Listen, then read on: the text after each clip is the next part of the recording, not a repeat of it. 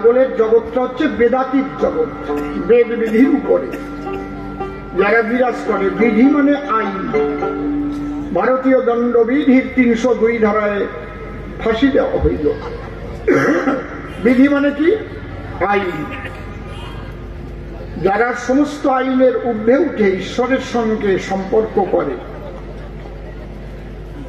পাগল বলে তারা বেদ বিধির উপরে।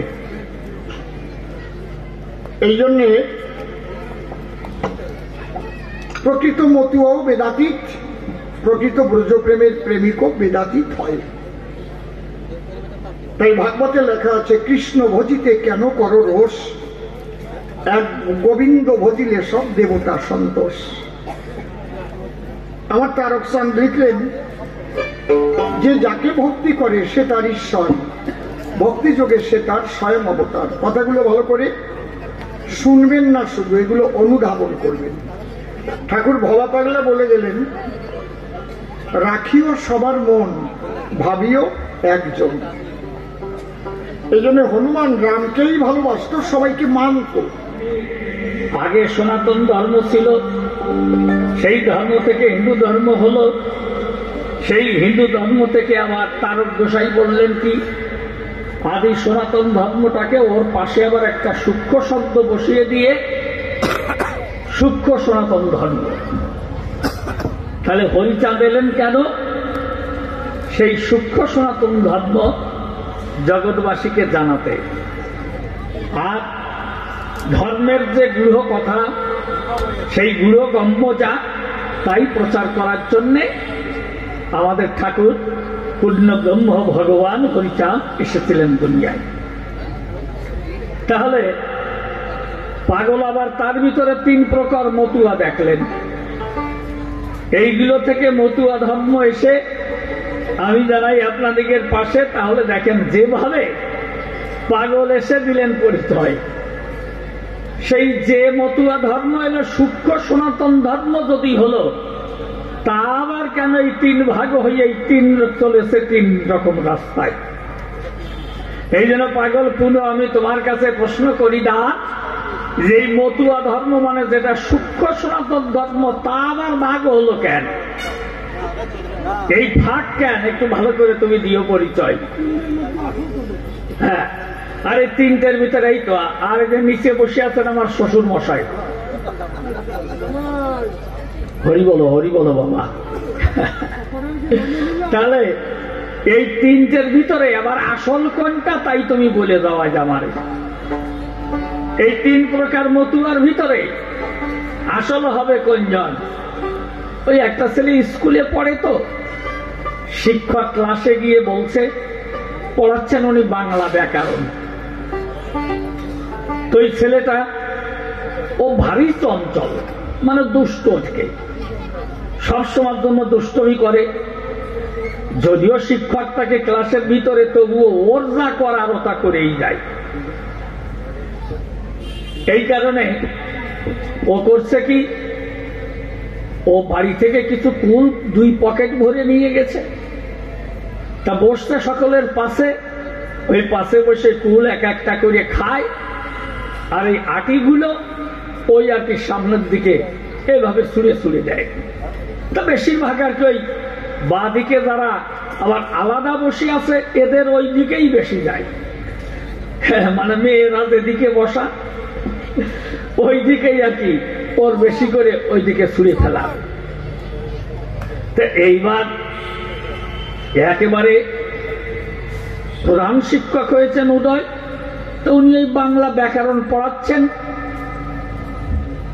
ও করেছে কি, ওই কুল খেয়ে সেই কুলের আটি বা বিসি হাতে নিয়ে এইবার সামনে যেই ছুঁড়ে ফেলেছে, পড়তে পড়তে স্যারের ওই চশমার ভিতর দিয়ে ঢুকে এই মুখের উপর দিয়ে পড়েছে। বলে কে রে? ও দাঁড়িয়ে গেছে, বলে স্যার আমি। বলে কি করছিস কি? বলে স্যার আপনি যে বাংলা ব্যাকরণে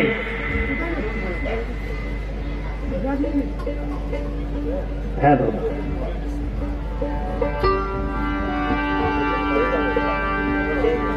আপনি যে বাংলা ব্যাকরণ লিঙ্গ পড়াচ্ছেন, আমি সেই লিঙ্গান্তর করছি।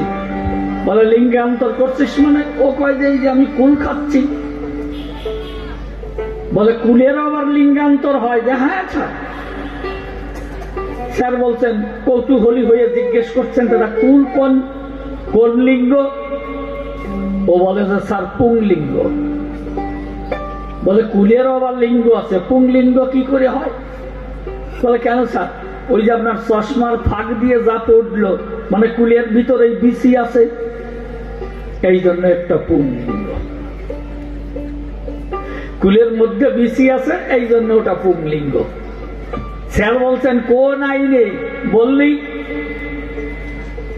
ওলাম দিয়ে উঠে কয় যে স্যার আইন কোন লিঙ্গ আমি বলবো? বলে আইনেরও লিঙ্গ হয়? বলে হ্যাঁ স্যার। বলে তুই তো না বলে যাবি না, বলেছিস তখন, তা বল আইন কোন লিঙ্গ? ও বলে স্যার আইন হলো স্ত্রীলিঙ্গ। বলে এটা কি করে হয়? বলে এটা কি করে? আগে কুল যে প্রকারে হয়েছিল ওর মধ্যে বিসি আছে, এই জন্য ওটা পুংলিঙ্গ। আর আইনের ভিতরে ফাঁক আছে, আইনের মধ্যে ফাঁক আছে, এই জন্য ওটা স্ত্রীলিঙ্গ। তো বাবা পাগল, তোমার চরণ ধরে করি মানা। এমনি তো ফাঁক হতে হতে মোটামুটি আমাদের সনাতন ধর্ম আর এখন প্রায় টেকেই না। এজন্য তুমি আর ফাঁক করে যেও না। এই ফাঁক আজকে যেভাবে হোক তুমি বুঝে থুয়ে যাইল। যাক, একখানা গান গেয়ে তারপরে আরো তো একটা প্রশ্ন দিয়ে আমার মতন ওই বিদায় নিয়ে যাবো। সময়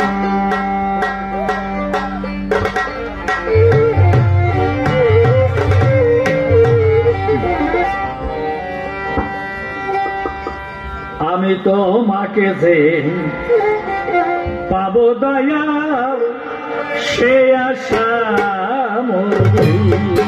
আমি তো মাকে পাবো দয়াল, সে আশা মোর। আমি তো মাকে পাবো দয়াল, সে আশা মোর।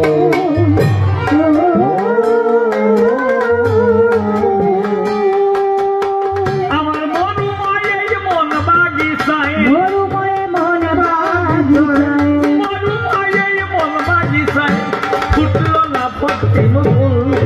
তোমাকে যে পাবো দয়াল, সে আশা মোর ভুল। আমি তোমাকে যে পাবো দয়াল, সে আশা মোর ভুল।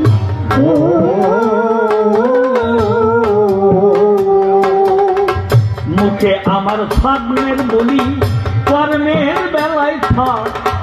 বাসিরে মোর জাতির যেমন, ভিতরে আর ভিতরে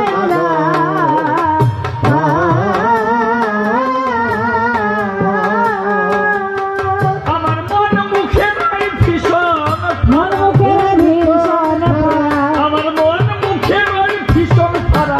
জাগ জামকে ওই মজবুর।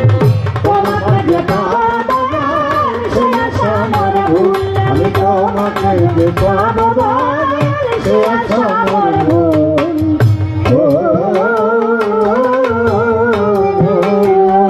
ও বাবা, এই ধর্ম যে আদিতে যে ধর্ম ছিল তুমি আমার কাছে খুলে বলো। যাকে ধারণ করে জীব বাসে মরে ধর্ম নাকি বলে তারে। তাহলে এই যদি হয়, সেই ধর্ম এত ভাগাভাগি হলো কি করে? এটা কি মূল এই ধর্মের ভিতরেই ছিল নাকি মানুষের দ্বারা হলো? তুমি একটু ভালো করে দিও পরিচয়। আমি তোমায় প্রশ্ন করি না, এই ধর্মের মধ্যে এত ভাগাভাগি রাগারাগি হলো কেন? এটা কারা করলো এই বিশ্ব বসুধায়?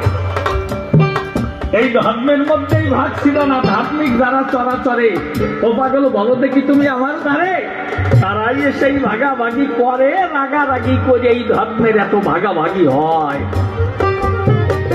তা যদি হয় হোক, হলো গেল। কিন্তু এই ভগবান যুগে যুগে নাকি অবতীর্ণ হয়ে আসেন দুনিয়ায়। কারণ কি? এই ধর্মকে সংস্থাপন করবার জন্য। তাই আপনারা আছেন না তো গণ্যমান্য, আপনারা বিবেচনা করে দেখুন হিয়ায়।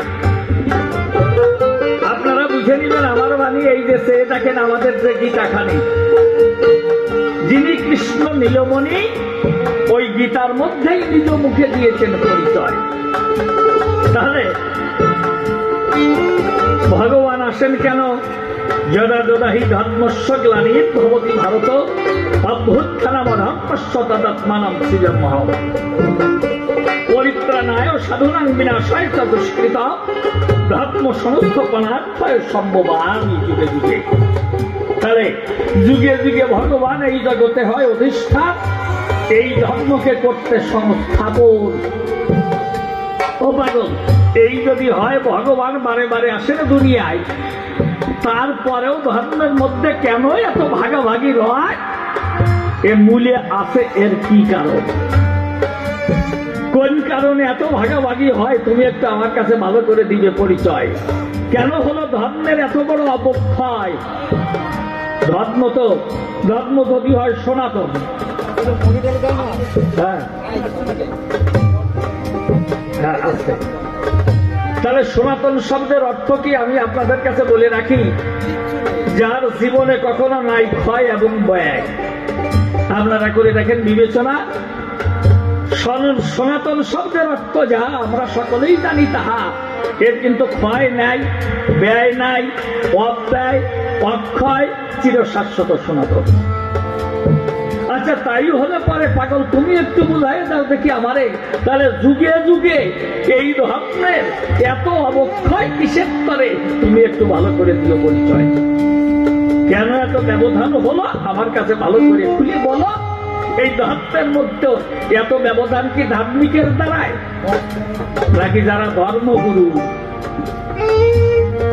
আমার তো মনে হয় যারা ধর্মগুরু আছে চরাচরে, আমি জানাই তোমার গোচরে, তারাই এসে এই ধর্মের এত ব্যবধান করে, যার জন্য এই ধর্মের ঘটল পরাজয়। দেখেন না, এই যত বিরাট বিরাট রক্তক্ষয়ী মহাযুদ্ধ, খুলে বলি সবাইন্ত, এই যুদ্ধ একমাত্র ধর্মের কারণেই হয়। কি বাবা, তাই তো? তাহলে ধর্মকে ধারণ করে যদি মানুষ বাঁচে বাড়ে, এই বিশ্ববসুধায়, তাহলে ধর্মের দ্বারা মানুষ জীবন পায়, ধর্মের দ্বারা বাঁচে বাড়ে। আমি নিবেদন করি তোমার পদ না করে, আর সেই ধর্মের জন্য এত মারামারি কাটাকাটি করে এই রক্তক্ষয়ী মহাযুদ্ধ হয়। এটা হয় কেন আমি তোমায় প্রশ্ন করলাম না, তুমি একটু ভালো করে আজ সমাধান দিও এই সভায়।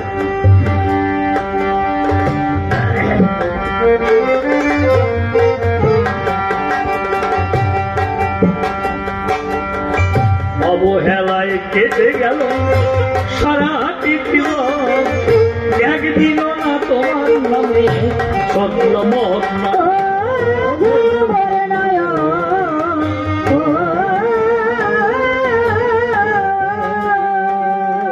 এই অবহেলায় কেটে গেল সারাটি জীবন, একদিনও না তোমার নামে সত্য মত না।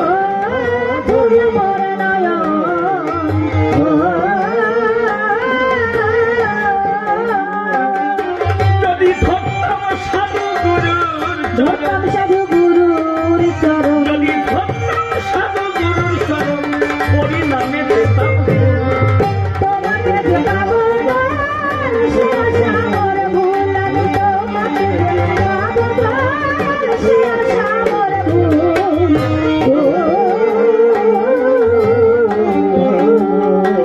পাগল। তুমি আমার কথা দিও, আজ আসলে এসে খুলে বলি তোমার পাশে, আমাকে একটু ভালোবেসে এই ভাগটা তুমি বন্ধ করে দিও।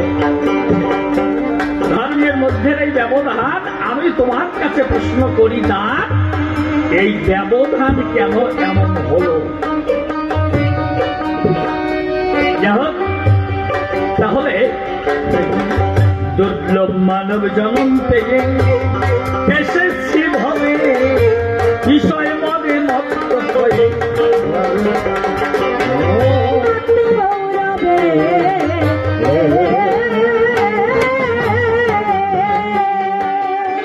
আর দেবের দুর্লভ জন্ম নিয়ে এসেছি ভাবে বিষয় মনে মত্ত হলাম গৌরবে।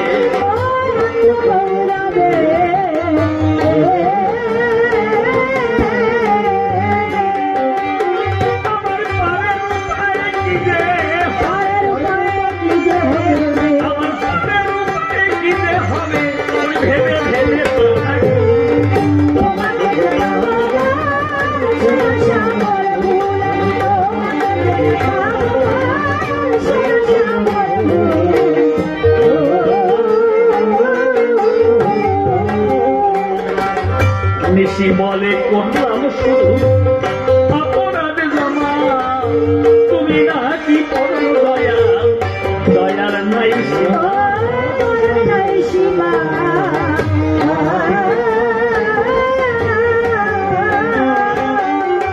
নিশি বলে করলাম শুরু অপরাধ জমা, তুমি নাকি পরম দয়াল, দয়ার নাই সীমা।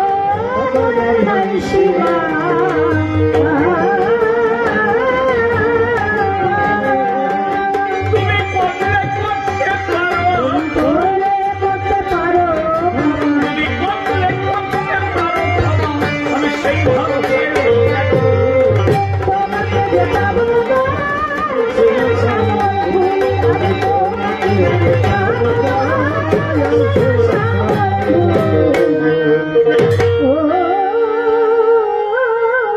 এই দুইখানা প্রশ্ন পূর্ণ করে গেলাম দান, পাগল সবাই এসে দেবেন সমাধান। ওদিকে জানি সময়ের ব্যস্ততায় আছে, এই জন্য চিন্তা করে দেখলাম মনের কাছে আমি আর তারে বেশি বলতে যাব না, আপনারা বসে বসে দেবেন সব না।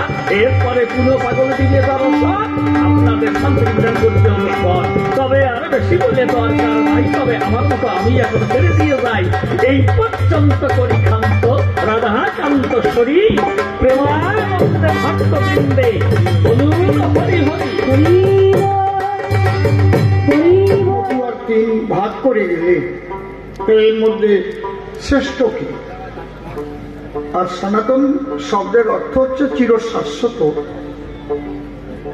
সেই শাশ্বত সনাতন ধর্ম ধ্বংসমুখী কেন?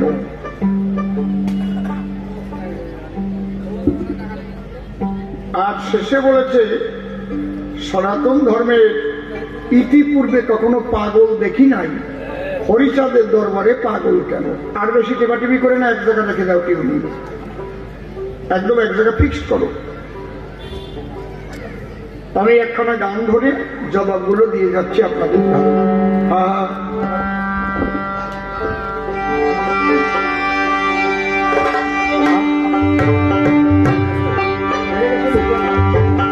এই হারমোনিয়ামটা বেশি বেড়ে গেছে, একটু কমাতে।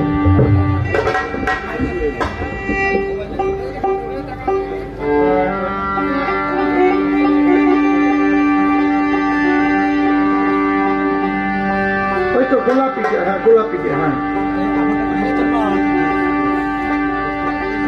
বাজাও, তোমারটা বাজাও।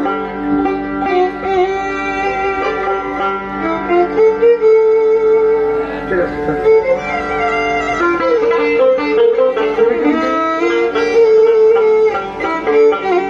আচ্ছা দোটারা বেহালা কিচ্ছু সঙ্গে নাই না, কিচ্ছু নাই সঙ্গে দেওয়ার চোখে তো।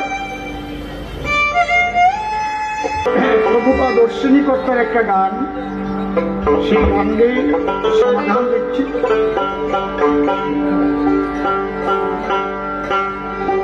খাবি চা নিয়ে চলে যাও, একদম লাগবে না। আর একটা কথা ভুল বলেছে যে সনাতন ধর্মে কোনোদিন পাগল ছিল না। আদি পাগলই হচ্ছে শিব ঠাকুর, যাকে বলে পাগলা ভোলা। ঠিক বলছি তো নাকি? শিবকে পাগলা ভোলা বলে কি না বলে না? আচ্ছা, তাহলে পাগল ছিল। তারপরে হনুমান ছিল রাম নামের পাগল, এর তারক ঘোষাল গানে আছে হন্য পাগল। আমার মন হয়েছে হন্য পাগল বিষ্ণু তৈলে কি করে। রাধাকে পাগলিনী বলতো, পাগলিনী রাধা। কৃষ্ণ বলে কান্দে কয়জনা, পাগলিনী রাধা কান্দে আর কান্দে যমুনা। নিতাই চাঁদকে পাগলা নিতাই বলতো। ঠিক বললাম নাকি? পাগলের জগৎটা হচ্ছে বেদাতীত জগৎ, বেদ বিধির উপরে যারা বিরাজ করে। বিধি মানে আইন। ভারতীয় দণ্ডবিধির 302 ধারায় ফাঁসি দেওয়া হইল। বিধি মানে কি? আইন। যারা সমস্ত আইনের ঊর্ধ্বে উঠে ঈশ্বরের সঙ্গে সম্পর্ক করে পাগল বলে তারা বেদবিধির উপরে। এই জন্যে প্রকৃত মতুয়াও বেদাতীত, প্রকৃত ব্রজপ্রেমের প্রেমিকও বেদাতীত হয়।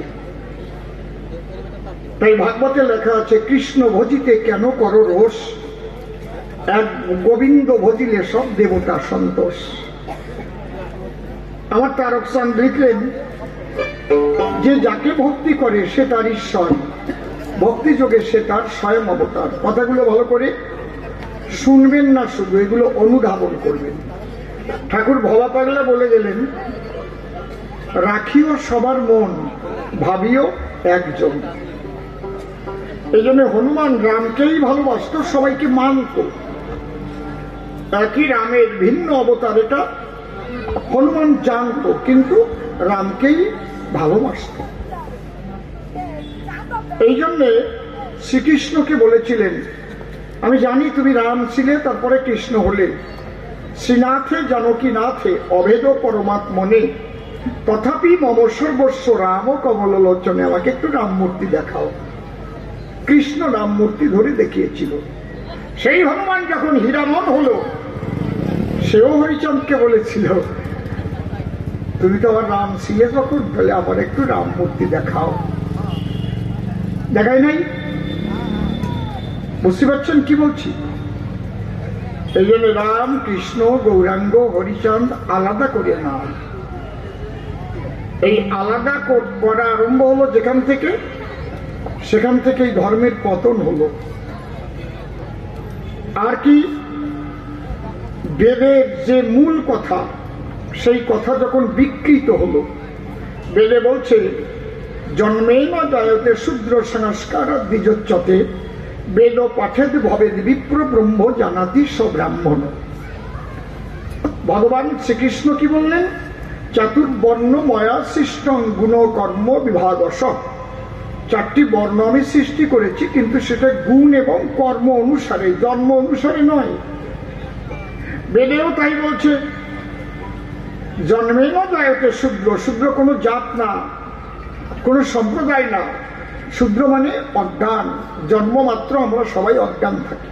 সে ব্রাহ্মণ কুলেই জন্ম নিক, যে কুলেই জন্ম নিক, তারপরে তার দশবিধ সংস্কারের দ্বারা দ্বিজন্ম হয়, তাকে দ্বিজ বলে। যেমন যে কোনোদিন লেখাপড়া না জানে, তার কাছে যদি একটা পুস্তক এনে আমি বলি কি এতে লেখা আছে বলতে পারো, তার চোখ আছে, কিন্তু সে কি বলবে আমার কাছে? মনে হয় তেলা পোকার পায়ে কালি লাগাই হাইটে গেছে। সে তো অক্ষর চেনে না, তাহলে চোখ থাকতে টানা, তার দ্বিজন্ম হয় নাই। বুঝতে পারছেন? দুইবার জন্ম হয় নাই। শিক্ষা নেওয়ার পরে আর একবার জন্ম হয়। তাহলে জন্মে না জায়তে শূদ্র সংস্কার দ্বিজোচ্যতে, বেদ ও পাঠেদ ভবেদ বিপ্র। বেদের সব মন্ত্র, এই মন্ত্র উচ্চারণ করতে গেলে স্বর বেদাঙ্গ ভালো করে না জানলে, এই মন্ত্রে উচ্চারণ ভুল হয়ে গেলে দেশের ক্ষতি হয়। কেমন ক্ষতি হয় একটু বলে দিচ্ছি। সংস্কৃত মন্ত্র তো। একজনের বাড়ি ঢাকার জেলায়, তা ঢাকাই এরা স্বরে হ পায়, আরে হুই না যা, কোন হানে যাস, হয় না? ঠিক তো নাকি? বানু বন্দ্যোপাধ্যায় ক্যাসেট শোনেননি? হুই না যাও। তা উনি মেয়ে বিয়ে দিয়েছে, জামাই যখন মেয়ে নিয়ে যাবে, উনি আবার পণ্ডিত, সংস্কৃতে পণ্ডিত। তো জামাই গিয়ে প্রণাম করছে, তো উনি ভাবলো আমি যখন পণ্ডিত একটু সংস্কৃতে আশীর্বাদ দিই। আশীর্বাদটা কি দিচ্ছে? যে 100 বছর আয়ু হোক। এর সংস্কৃত কি? শতায়ু ভব। শতায়ু ভব মানে কি? 100 বছর আয়ু লাভ করো। ওনার তো সহস্রারণ হয় না। উনি যেই সেবা দিয়েছে, উনি কয় হতায়ু ভব। হতায়ু মানে কি? আয়ু হত হয়ে যাক, তাড়াতাড়ি মাইয়েটা বিধবা হয়ে যাক। একটা উদাহরণ দিলাম মাত্র। যদি স্বর বেদাঙ্গ সম্পর্কে কারো বোধ না জন্মায়, সে যদি বেদ অধ্যয়ন করতে যায় তাহলে সমাজের ক্ষতি হয়। যখন বেদ অধ্যয়ন করার যোগ্যতা জন্মায় তখন তাকে কি বলা হয়? বিপ্র। কখনো সে ব্রাহ্মণ নয়, আক্ষরিক জ্ঞানের মধ্যে আছে। ব্রাহ্মণ কখন হয়? ব্রহ্ম জানাতি সব্রাহ্মণে।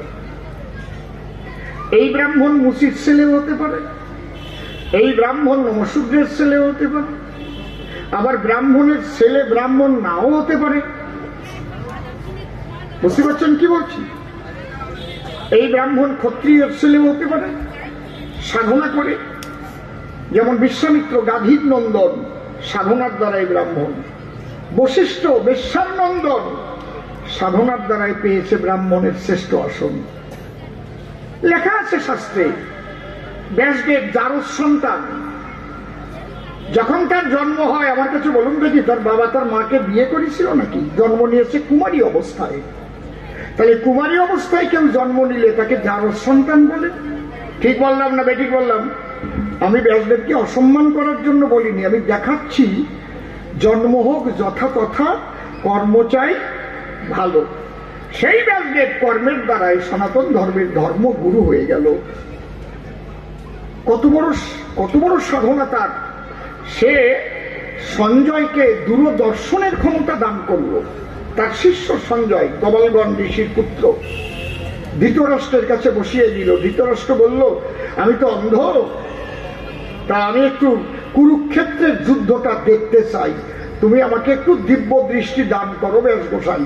তোমার ওই পাত্রে হবে না, তবে আমি আমার পুত্র, শিষ্যপুত্র সঞ্জয়কে ধরিয়া সেই দিব্য জ্ঞানের সূত্র তাকে করতেছি দান, তোমার কাছে বসে বসে বলবে সে রসাভাসে যে কুরুক্ষেত্রের যুদ্ধে কোথায় কি হচ্ছে তার দেবে সমাধান। এই জন্য সঞ্জয় ধৃতরাষ্ট্রের কাছে ছিল। প্রথমে গীতায় ধৃতরাষ্ট্র উবাচ ধর্মক্ষেত্র কুরুক্ষেত্রে সমবেত যুযুৎসবা মামকা পাণ্ডবাষ্ট্রৈব কিং কুর্বত সঞ্জয়। বলো সঞ্জয়, এই মুহূর্তে ধর্মক্ষেত্র রূপ কুরুক্ষেত্রে পাণ্ডব এবং কৌরবরা মুখোমুখি হয়ে তারা কি করিতেছে? বুঝতে পারছেন?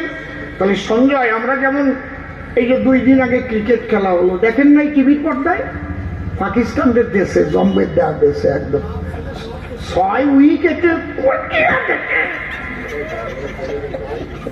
বাবারেও দেশে, ছেলেরেও দেশে।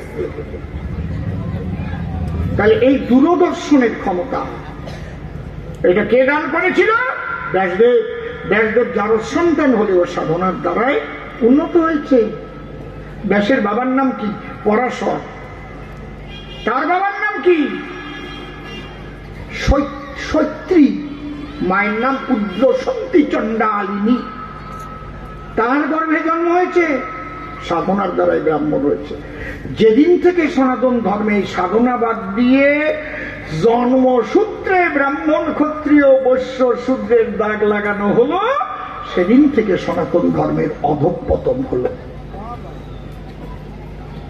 বোঝা গেল? একদম পিওর কথা। আমি ছোটকালের থেকে রামায়ণ গান, কীর্তন গান, নাম কীর্তন, কবি গান গাইয়াছি। আমি শূদ্রের কোনো কাজ করেছি? শূদ্রের যে কাজ জীবনে তো তা করি নাই। লাঙল চাষও করি নাই, ওই যে সেবামূলক কাজ 3 বর্ণের সেবা করা, কারো বাড়ি চাকরগিরিও করি নাই।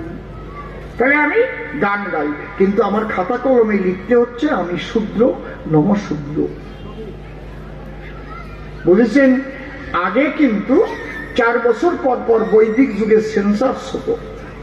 ব্রাহ্মণের ছেলে যদি ব্যবসা করত তাহলে সেখান থেকে সে বৈশ্য হতো। ব্রাহ্মণের ছেলে যদি সাধনা করে সে ব্রহ্মশক্তি অর্জন করত, সে ব্রাহ্মণ হতো। ব্রাহ্মণের ছেলে যদি শূদ্রের আচরণ করত, সে শূদ্র হতো। যেমন অজামিল ব্রাহ্মণ সন্তান, সে চুরি করত, ডাকাতি করত, খুন করত, এই জন্যে সে চণ্ডালত্ব প্রাপ্ত হল।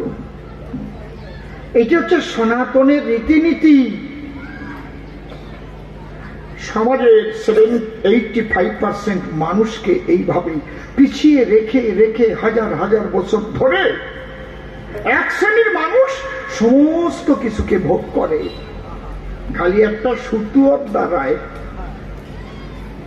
গাঙ্গুলি, চট্টোপাধ্যায়, চক্রবর্তী, বন্দ্যোপাধ্যায়, কলি ব্রাহ্মণে হালপোষায় প্রণাম। পাগল বিজয় সরকার গেছিল গানগাটি মাদারীপুর, তো ওই জায়গায় গান গেছে যারা, তার হেডে মানে মাথায় রয়েছে ব্রাহ্মণ সমাজ। আর পাগল বিজয় সরকারের তখন তো বিরাট দাপট, বিজয় ঋষি, বিজয় ঋষি নাম তাদের 10 ঋষি। বিজয় সরকার ভয় পাবে কৃষি। এবার যখন গানের পরে পেমেন্ট হতে গেছে, টাকা আনতে গেছে, ব্রাহ্মণের একটা 8-9 বছরের ছেলে একটু দরজার পাশে বসা ছিল, তার গায়ে একটু পা লাগিয়েছে, যেমন একটা বাচ্চার পাটাও লাগে, এরকম করি না আমরা, এইভাবে প্রণাম দিয়েছে। ঠাকুর মশাই বলছে, বিজয় কি ব্রাহ্মণ পুত্রের অঙ্গে তোমার পাদস্পর্শ হলো, তুমি তার চরণে স্পর্শ করে প্রণাম করলে না? জানো এখনো কালকে উঠো সাপ, ওর বড্ডারও যে বিষ, ছোট্টারও সেই বিষ। বুঝেছেন কি অবস্থান? পাগল বিজয় সরকার কয়, আমার মুখ খুলোই না ঠাকুর মশাই। আবার তুমি কথা বলছো আমার মুখে মুখে? বলে, তালি শোনেন, টাকা দেন আর না দেন আমাকে, লড়াই দিয়ে কি লড়াই করেছে, এখনো চলতেছে। ওর গায়ে কেন, আপনার গায়ে আমি পাও দিতে পারি। উনি তো আরো থেকে উঠেছে, টিকি খারাপ হয়ে গেছে। কি এত বড় কথা, আমি ব্রাহ্মণ সন্তান, তুমি আমার গায়ে পা দিতে পারো বলছো? শোনেন, এই জায়গায় টাকা দিয়ে বাইনা দিয়ে আনছে আপনারে না আমারে। এই যে 1000 লোক গান শুনবার জন্য আইছিল, আপনি যদি এই জায়গায় দাঁড়ায় থাকতেন, কেউ বসে থাকতো না চলে যেত?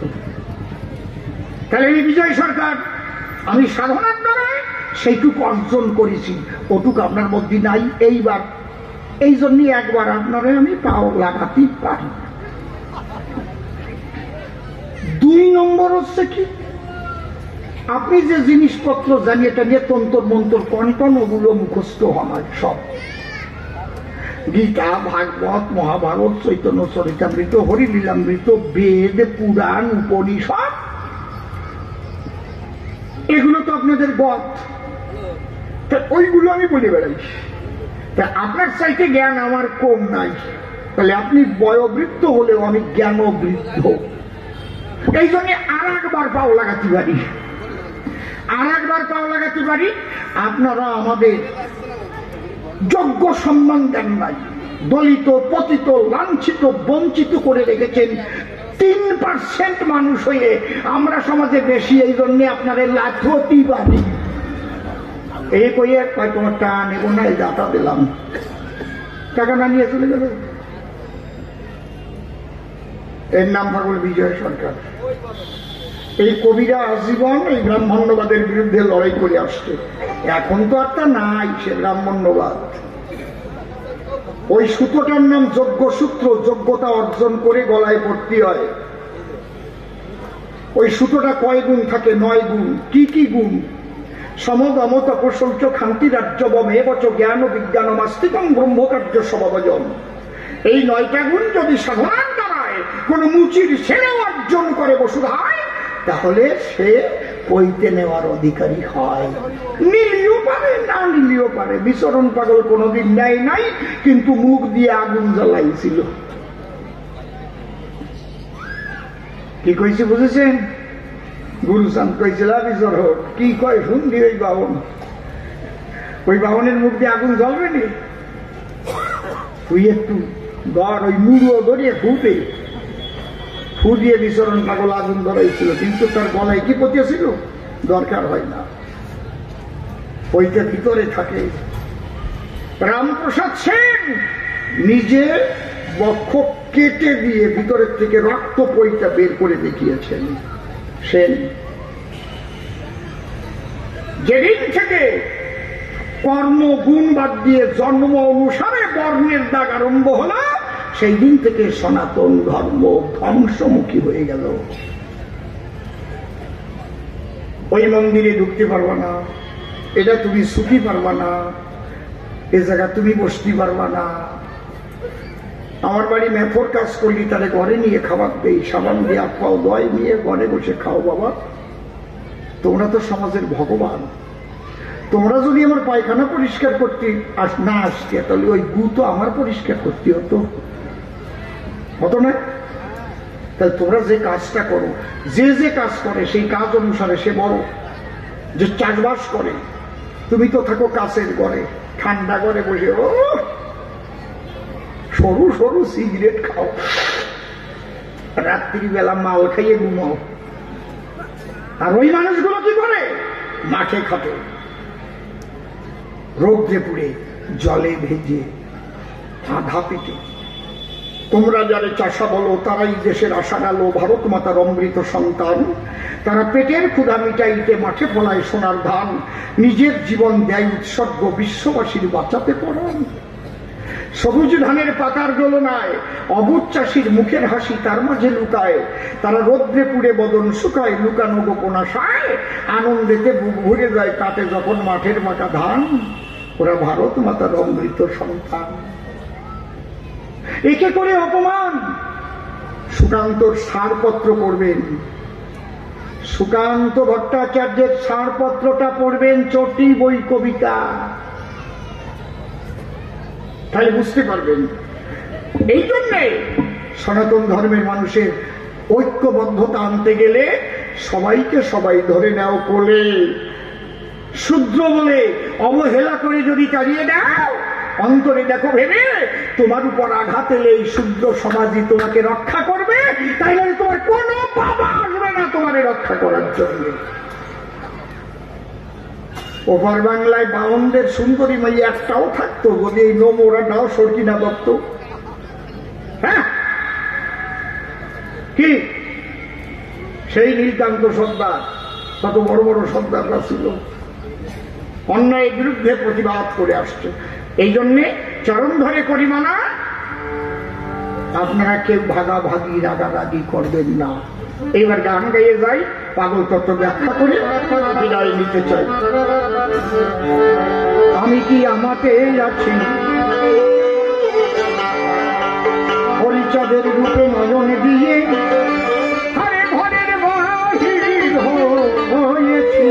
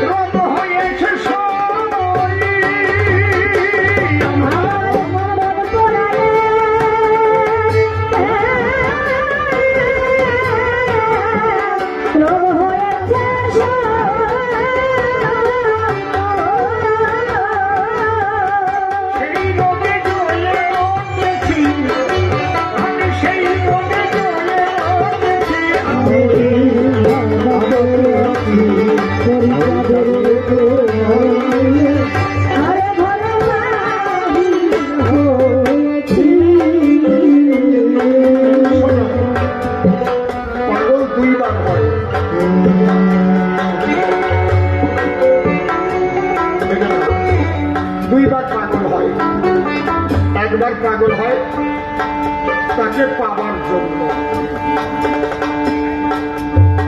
কাকে? যে যার ভজন করে তাকে। যে কৃষ্ণ ভজন করে সে যদি কৃষ্ণ বলে পাগল হতে না পারে, তাহলে কৃষ্ণকে পাবে না। কতগুলো মূল কথা বলে যাচ্ছে।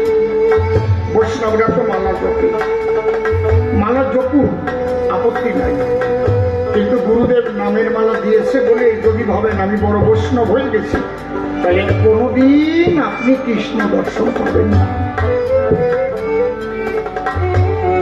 মালা জপটা হচ্ছে প্রাথমিক স্তর, প্রাথমিক। মনটাকে পথে আনবার জন্য মালার মধ্যে ধরে রাখা। যখন তার জন্য পরাণ পুড়িয়ে উঠবে, চোখের জল ধরে রাখতে পারবে, হে প্রভু আমি কি তোমার দেখা পাবো না? এই মানব জন্ম চলে গেলে আর পাইছি না। যখন এই আকুলতা ব্যাকুলতা আসবে, মালার থলি কোন জায়গায় পড়ে থাকবে, তখন হা কৃষ্ণ হা কৃষ্ণ হা কৃষ্ণ বলে তখন পাগল হয়ে যাবে।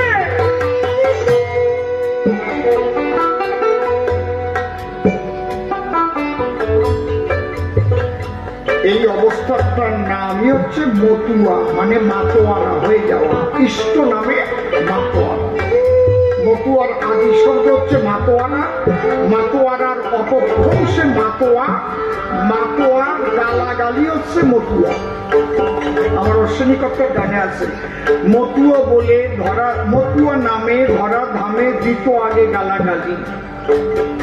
এসে গোপালগঞ্জে ভাষা, এ মতুয়া মাতিয়ে গেছে, মিটা মিটিয়ে একসাথে মাতিয়ে গেছে মতুয়া।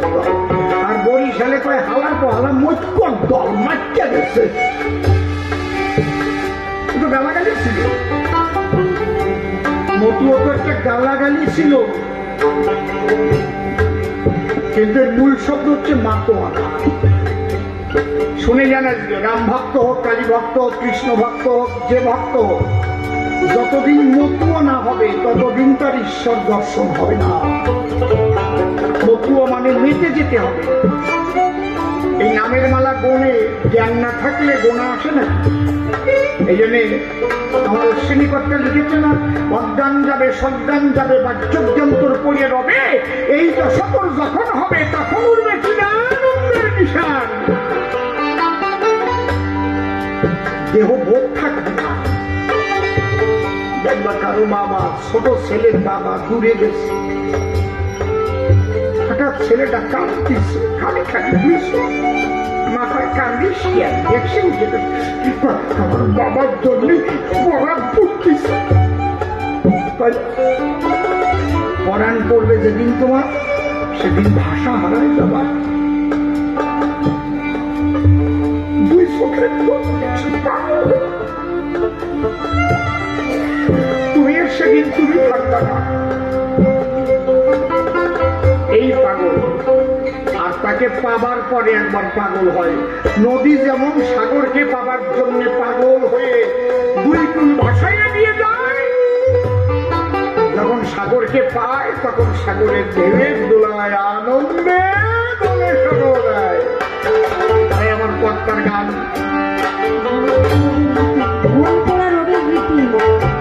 মন পোড়া রোগের রীতি, এই যে পরাণ পোড়া, সদা জলে বিষে দেবাতি, মন হয়েছে ছন্নমতি, কি করতেছি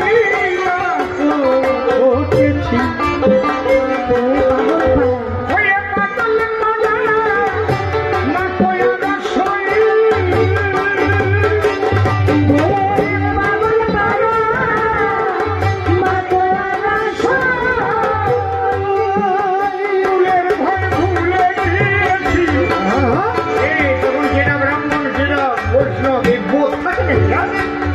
যখন ঈশ্বর প্রেমী না করা হয়। এই জন্য মতুয়া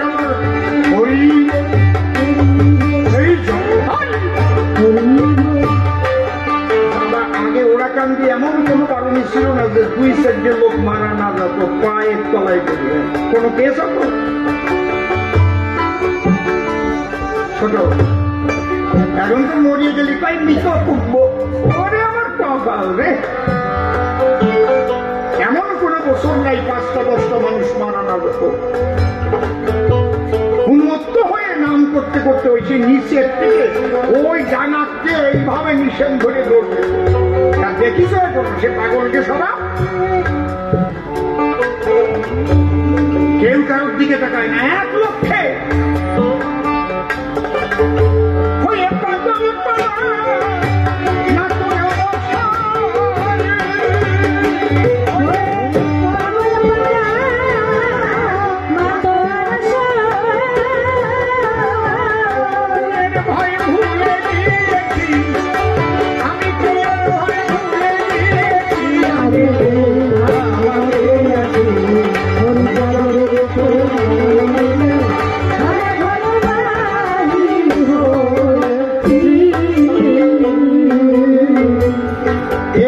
কঠিন ব্যারাম, একবার যদি এই ব্যারামে কারো ধরে তবে আমি পাবো তাদের।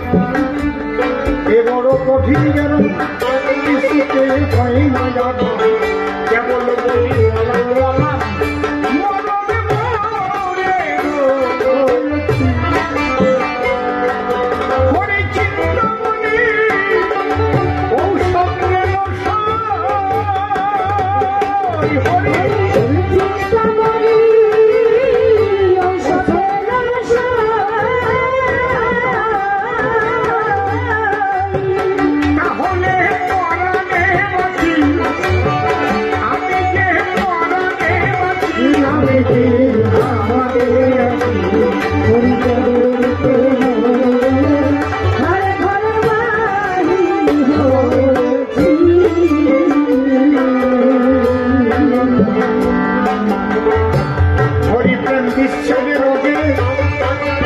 আমি বাঁচি না কার ভাবু দেখে, মনে বসে না ভোগে চোখে, আমি যে রোগে রোগী হয়েছি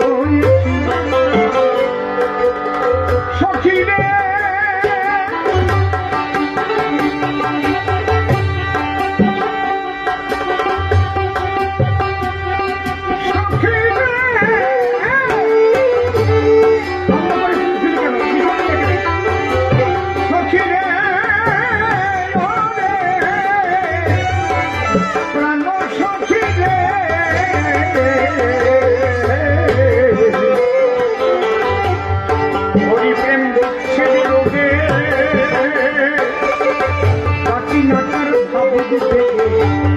মন বসে না ভোগে যোগে,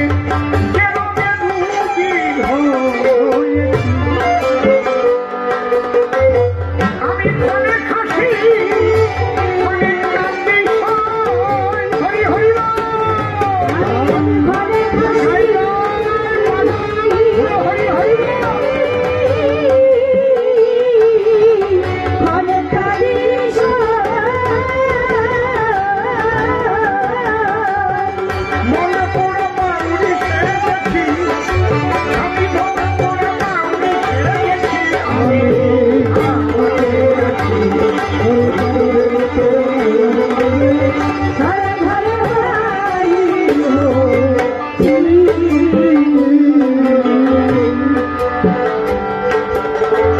এইবারে পাগল হয়ে যখন তার রূপের জ্যোতি দর্শন হল, তখন কি ভাবনা, এখানে আমার অশ্বিনী কর্তা বলছে, লেগে সেই রূপের ছাটা বসে কোনো পবিত্র কাটা, আমার জাত তুলের পর দিয়ে বাটা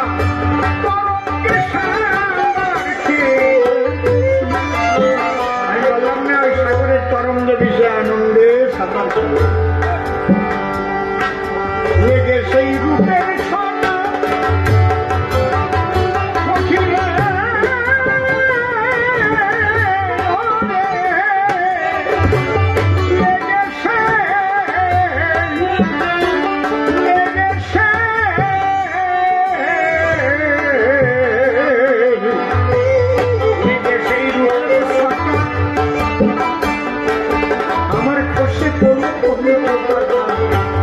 ফুলের পর দিয়ে সাঁতার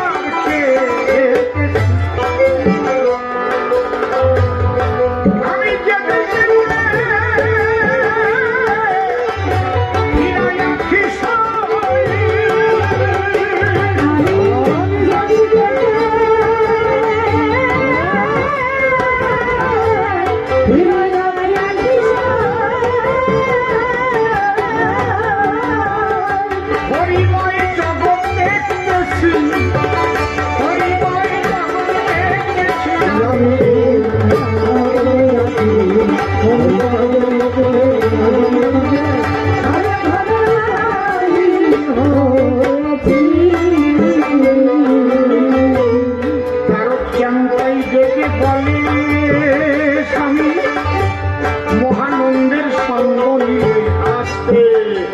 গুরু বাবা অনেকে কয় মতুয়াদের গুরু নাই। একা একা সব পারবা, একা একা পারবা, সাগরে ঝাঁপ দিয়ে উঠে আসতে পারবা, টানিয়ে নিয়ে চলে যাবে। ইন্দুর মারা কল রয়েছে জগৎ মাঝাবে, আছে সেই কলের এমনি যোজনা। ব্রহ্মা তার সন্ধান জানে না, শিব জানে কি না জানে তা বলতে পারলাম না। শিব না জানে যে সব তত্ত্ব জীবে জানবে কি করে। এই জন্য মতুয়াদের বাজারে গুরুকে বলে ধরা, যে তোমার পিতৃধন ধরার কৌশল শিক্ষা দেয়। যে নিজে ধরা জানে সেই গুরু হয়। অধর মানুষ ধরবি যদি ওরে আমার মন, যে ধরেছে তারে ধরে নিরিখে ধরে করে সাধন। আমি যদি 11,000 ভোল্টেজের একটা তার ধরে বসি ইলেকট্রিক, মরবো না? আমারে যে ধরবে সে কি করবে? মরবে। তারে যে ধরবে লাইন দিয়ে মরবে। আর যদি আমি না ধরিয়ে ভাগ থাকি তাহলে আমার গল্লি কি মরবে? যে ধরিছে আর মরিছে তারে ধর। ওইগুলো ধরতে যাস যে ধরার আগে মরে। শিষ্যের মৌরি বিয়ে করে ওইগুলো ধরতে যাস তুই আর খুব জায়গা নাই, বুঝেছ?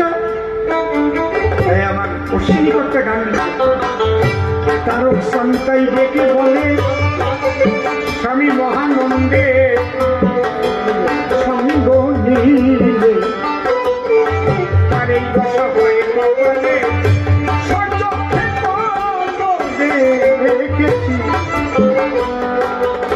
এবার অশ্বিনী ওই নদে মরুক জলে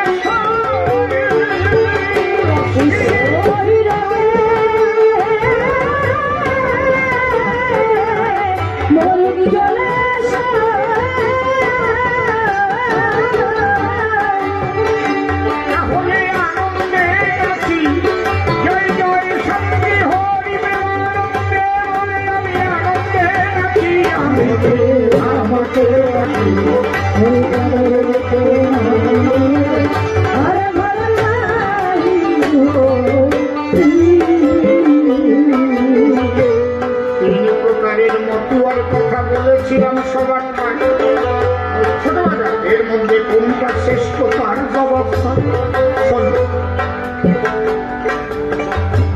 যে কাউকে হিংসা করে না, তারকের বাণী রক্ষা করে চলে সেই শ্রেষ্ঠ। ওই দেবী কালী মন্দির বলে প্রণাম দিলাম না, দুর্গা মন্দির বলে সরিয়ে আসলাম, কৃষ্ণ নাম হচ্ছে ওটাতে গেলাম না, এগুলো ভালো না। আমার তারকর্তা বলছে যে যাকে ভক্তি করে সে তার ঈশ্বর, ভক্তি যোগে সে তার স্বয়ং অবতার। তুমি ভাবিও একজন, রাখিও সবার মন, সবই তো সনাতন। একই শক্তির টানা সে সবাই বেরিয়েছে। এখানে যে সবাই গান শুনতে এসছেন সবাই তো হেঁটে আসেন নাই, কেউ সাইকেলে, কেউ মোটর সাইকেলে, কেউ 4 চাকা করে,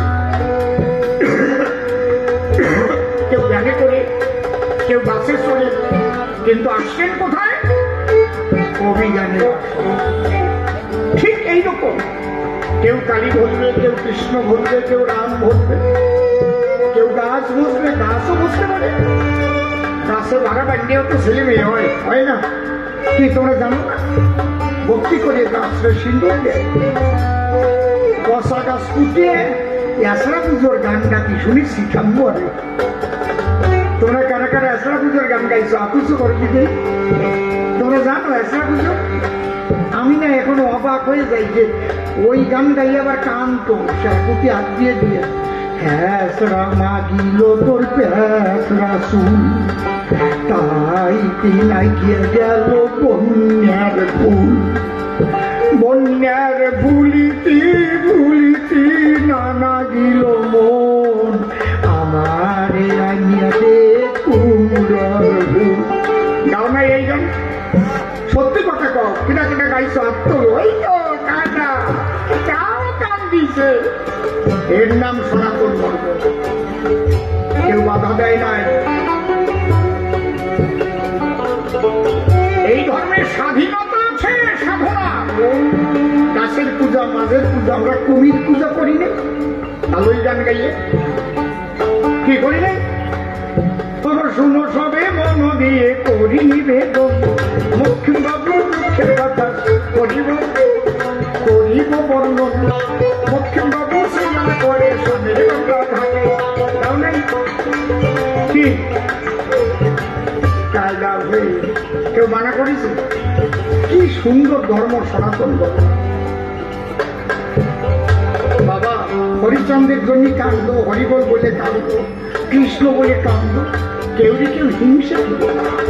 আর আমার ঠাকুরের বাণী যে ঠিক ঠিক মতো রক্ষা করে সেই হচ্ছে শ্রেষ্ঠ। একদম পারফেক্ট কথা বলে দিলাম।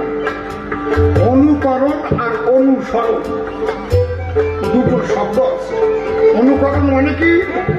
অসীম সরকার যে জামা গায়ে যে পরিধান গায়ে ওইরকম একটা জামা কাটবো, যে কাপড় পরে ওইরকম একটা কাপড় পরবো, যেমন পান খায় ওইরকম পান খাবো, যেমন উন্না নেয় ওইরকম উন্না নেবো, এরকম অনুকরণ।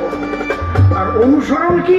আচ্ছা, অসীম সরকার যে এই যে লন্ডন, আমেরিকা, দুবাই গেল, দেশ বিদেশ ঘুরিয়ে ঘুরিয়ে গান গায়, জি বাংলায় গান গাবো, বড় বড় জায়গায় যায়, 5টা ইউনিভার্সিটির থেকে সম্বর্ধনা পালো, কত গোল্ড মেডেল পালো, কি করে পায়? তাহলে ওনার কাছে আমার থেকে সেগুলো অনুসরণ করতে হবে। বাবা এই এই জিনিস করো, বলাটারে তৈরি করো, শাস্ত্র গ্রন্থ পড়ো, তোমার যে সঙ্গ সেই সঙ্গ জাগাবার জন্য একটা সাধনা আছে, যাকে বলে সরস্বতী বীজ। এইটাকে জপ করো। তা নাকি আমি এরকম পোশাক পরে দাঁড়াই গেলাম, আমি অসীম সরকার। এরকম অনুকরণ আর অনুসরণ মানে বাক্য মেনে তৈরি হওয়া। তখন বিজয় সরকার আমাকে বলেছিল, শোন, টাকার পিছনে দৌড়িস না, আগে তৈরি হ, টাকা তোর পিছনে যেদিন দৌড়বে নিয়ে পারবি না। যারা তৈরি না হয়ে অনুকরণ করে বেড়ায় ঘুরে, যেমন ওই আমার গুরুদেব ভিক্ষি রাখিছিল, মাথা টাকা সব চুল বেলাইয়ে বেরুয়া করেছিল, আমিও তাই করবো না।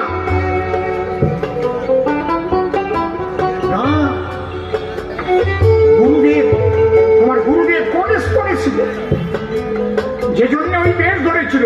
তুমি ওই বেশ ধরার উপযুক্ত হয়েছ কি না আগে তুমি দেখেছ। গুরু বাক্য অনুসরণ করে নিজেকে তৈরি করো। কি হবে? প্রকৃত সাধু গুরু গোসাইদের বদনাম হবে। তুমি এমন একটা আকাশ করে পারবা, তখন ওই চুলা লাগে দেখলি তবে ওই বুঝেছি, ওই আমাকে তার আইছিল, ওই তো সেই দলে কবে না। যাক, অনেক কথা অনেক ভাবে বললাম সবার ঠাই। এইবার আমরা দুইজন মিলন গিয়ে যাই, আপনাদের চরণে করি নিবেদন। আমার বাড়িতেও হয়েছে পূজার আয়োজন, শুধু আমার বাবু ভালোবাসে তাই এলাম সবার স্থান। যেটুকটাকে দিয়ে গেলাম এই কবিতান, আর কেন বেশি কথা বলিবারে যাই, জবাব দিলে আমি কিন্তু বাকি রাখি নাই। এইবার মনে মনে আসে আমার ভাবো, তাকে নিয়ে